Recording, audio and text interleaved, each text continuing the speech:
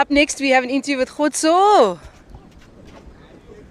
Kgotso and I have been, we've coached together, we are tutors together, we've been around the block together. Kgotso, right now, Kgotso, what is your role with Cape Town Tennis? My role in Cape Town Tennis is the development. I occupy the development portfolio. So what are your projects with the development portfolio? This is obviously one of them. Speak to us about the hub, speak to us about what's going on in Cape Town Tennis in terms of development.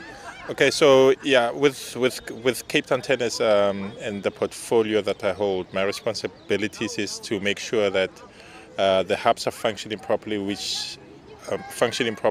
in the way that we're able to have a structure and a pathway for the kids that are identified in the hubs. Try and get the best out of the cream that's there, and then find a pathway where they're starting to play big tournaments, Super 8s, and even internationally if need be. So yeah, trying to streamline that pathway. So when you speak about a pathway, what are, like if I'm a player that you've selected to be on this pathway, how much am I training with you or at the hubs? Am I participating in tournaments?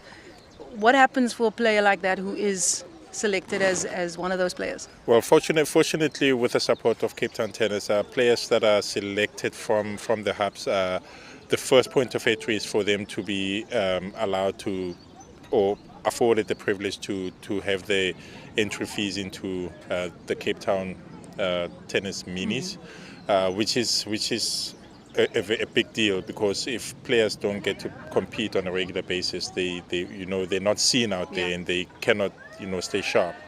The next level will be able to get to TSA and say waiver for like tournaments that are happening in other provinces, so that they can build up their rankings. And we've got talent out there, and I think with a bit more care and structure, we can get national players coming from these hubs. Absolutely, I certainly agree with that. So from your perspective, what does an event like this do for those players who come from the hubs? Oh no, it boosts their confidence. I think the one big thing that I've always wanted to do is introduce tournaments like this in the places or areas that these kids are from. For me, that's very, very important. They shouldn't see tennis as a sport that is played outside of the areas or more affluent areas.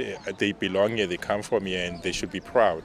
And even the atmospheres in certain tennis areas is foreign to them. So they need to play tennis and be able to play in an environment that's enabling and they're used to. So yeah, for me, I think we should have more of these. I hope we will have more of these.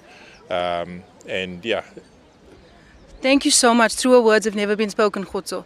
Tell us then, coming up in our broadcast, we're going to have the boys under 18 final showcased here on this court.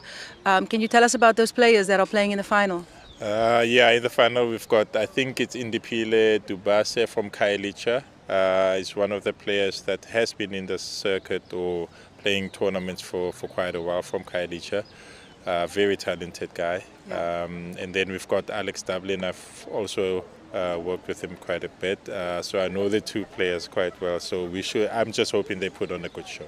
I'm sure they will. Well, thank you so much, Kgotso, for your time. Coming up after this, we will have the boys under 18 final with two very talented players. And thank you for joining our coverage of this event. And pretty soon we'll be on to the action with those young boys. Thank you so much.